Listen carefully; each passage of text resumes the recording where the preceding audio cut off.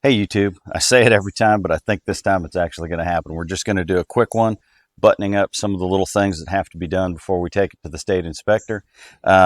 Swapped out the nozzles here. They were broken underneath. When they took this plastic panel off, they just kind of ripped it out, and it broke the fittings underneath. So the water pipes were just dripping on the top of the engine. So new nozzles. In order to pass the state inspection, you got to have a horn. So bought a horn off eBay. The directions online aren't super clear. In fact, I found like 3 or 4 threads on Full Fat Range Rover. And so I'm going to show you how to swap out the horn. And then we also pressure bled the brakes.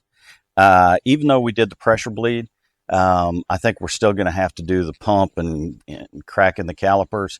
So it's got a lot of pedal, but I think there could be more pedal. So let's go ahead and get into it and make it a quick one.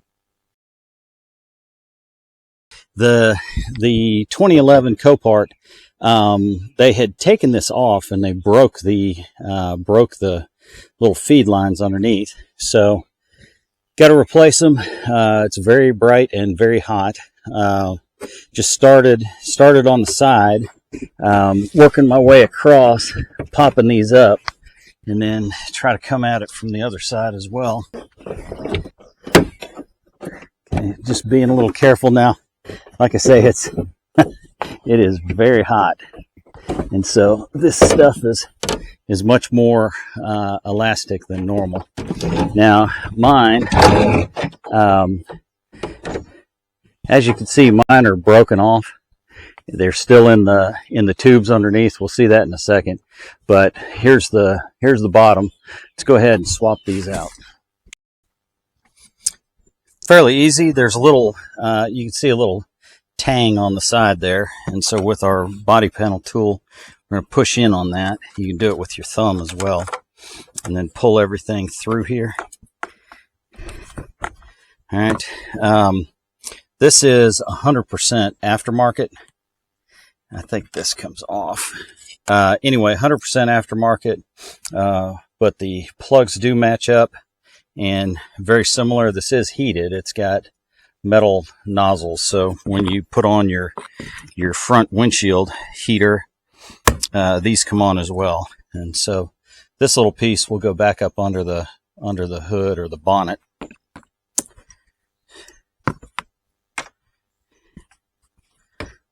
Just fish this back through.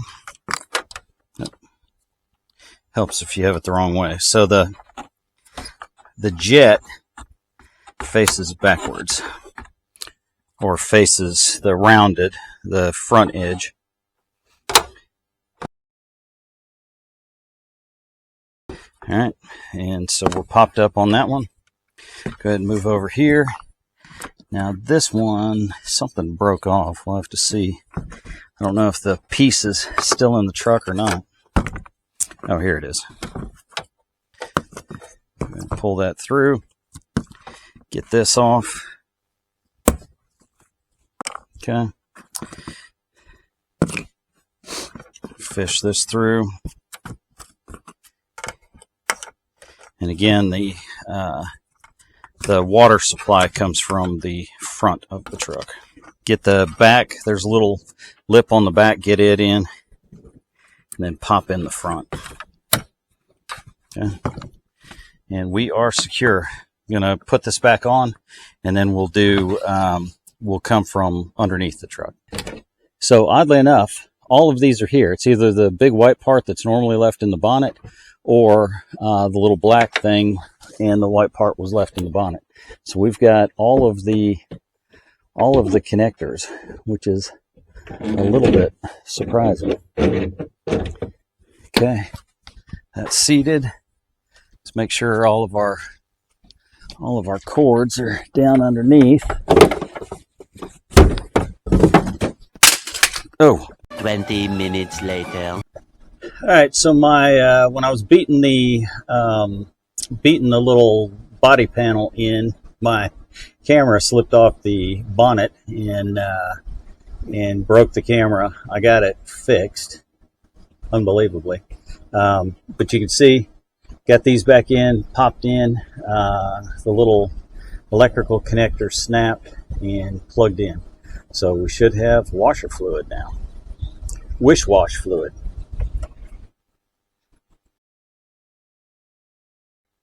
All right, continuing on with some of the niggling little things that have to get done.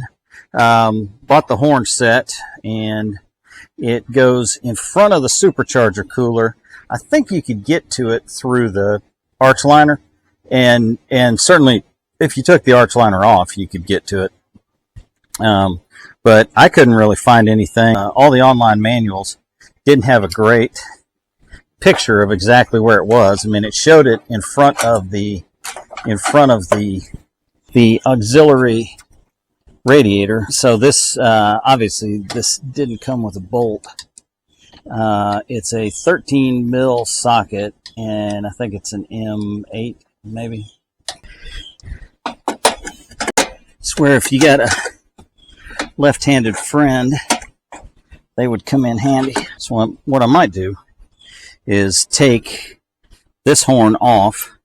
That way I'll have access into this. Right now I just don't seem to have any access.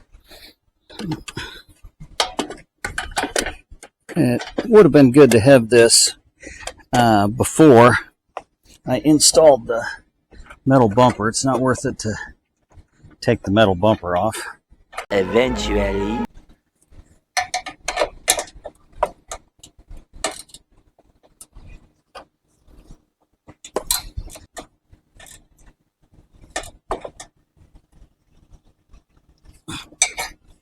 All right, put this one back on.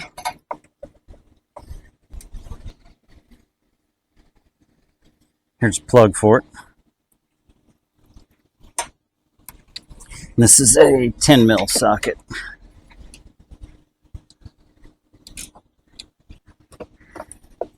I think these are video cables. If anybody knows what these plugs go to, this bumper did not have cameras in it, and so I think these go to the cameras, but I'm not sure. So if you've made it this far in the video, you probably know that we're doing a cutting board giveaway, a custom cutting board. It can be a logo of your choice. It can be your company. It can be Land Rover. It can be your school. And we're also doing some dorm or tailgate carvings, logo of your choosing. And anyway, putting little nuggets in these videos to see who's watching, more than about a minute or so. If you've made it this far, go ahead and put in the comments hashtag nozzle. I'll put it over the screen somewhere. But haven't had a whole lot of entries, so if you enter, there's a pretty good chance that you'll win something. Anyway, thanks for watching, and we'll get back to the video. So I used my my radiator, the vacuum radiator fill thing. It had a plug that fit the brake reservoir, and so got it full of brake fluid, and just filling it up or pumping it up, but just pumping it to about 15 psi, which doesn't take many pumps because of the size of the system. And then we've got Carter in the back. We're on the rear driver's side, or left-hand rear. So we got lots of bubbles on this side. On the far side, it was pretty much just air, and then started pulling fluid.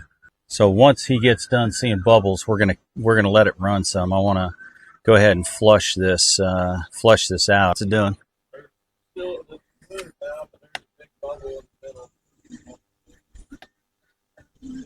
That's up to almost 20. 1.5 bar. We moved back over to the far side rear. Go ahead and crack it, Carter. Got it at about 1.25 bar, about 17 psi. You can see it coming down. We want to drive more of this kind of generic fluid out. So I'm going to pump it up to about 1.5 bar. Is it still coming? Yeah. Huh. Yeah, it's all but stopped dropping. That's odd. Did you close it? Yeah. All right. I guess go passenger side front. So we're on the passenger side front, and you can say passenger side on this because it's universal. Obviously, the master cylinder is in front of the steering wheel, no matter which side the steering wheel is on. It's dropping pretty fast. You getting dirty fluid? Yeah, it's dark. Yeah.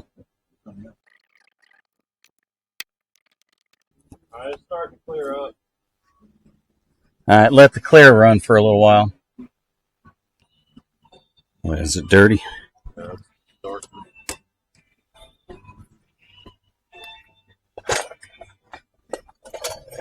I don't know if the camera's picking it up, but it's a little bit darker. Seems to be getting a little lighter. Yeah, it is. All right, why don't you stop it and let me get some more in there.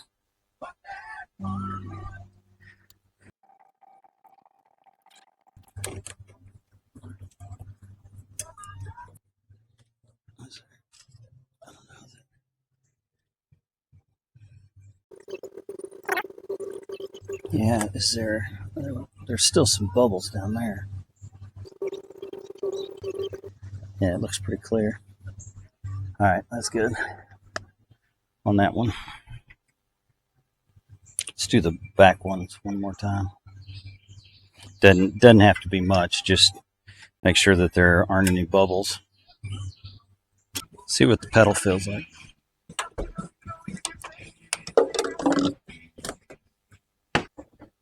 I feel like 2 pumps. It's hard to drop. Normal short. All right.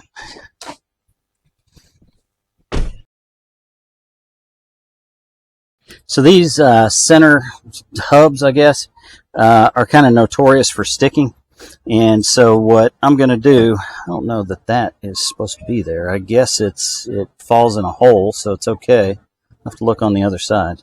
But just cleaning this up with a wire wheel. Carter's chasing the studs, and then we're going to put the wheels back on. We're going to apply a little bit of copper grease to the hub here, and then put the wheels back on. So this is the kind of stuff that drives you crazy about this truck. This comes from, I think it's underneath to hold up one of the shields. I needed that yesterday. This is not 100% to spec. It's stainless, got a little bit of thread locker blue. All this does is hold the rotor on. I'm sure there's a torque spec for it. Normally it has an Allen or a hex head in it, and so I'm just going to tighten this up.